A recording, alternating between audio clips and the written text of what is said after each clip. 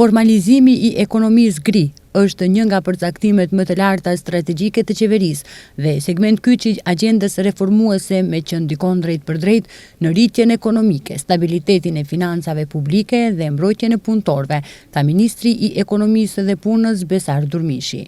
Ai vuri në dukje se sipas të dhënave të entit shtetëror të statistikës, në vitin 2024, në vend ka pasur rreth 694.000 të punësuar, nga të cilët përafërsisht 85.000 kanë qenë të angazhuar në mënyrë informale, gjë që, siç theksoi ai, paraqet sfidë serioze që kërkon zgjidhje sistemore e jo ad hoc.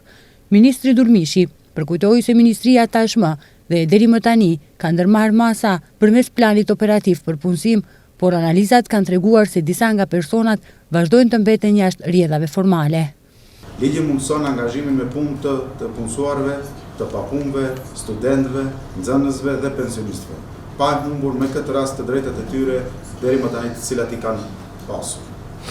Përfituesit e ndihmës së garantuar minimale nuk humbasin të drejtat e tyre sociale edhe të fëmijës. Të papunët nuk fshihen nga evidenca e të papunëve dhe nuk humbasin kompensimin e tyre në para. Pensionistët nuk humbasin të drejtën e tyre për pension, ndërsa studentët dhe nxënësit I ruajnë të drejtat e tyre nga sistemi arsimor. Në fazën e parë janë përfshirë veprimtaritë ku ekonomia gri është më theksuar, edhe atë në bujqësi, tregtari të shkrim, objektet akomoduese, veprimtaritë të shërbimit të ushqimit dhe veprimtari në ambisëri.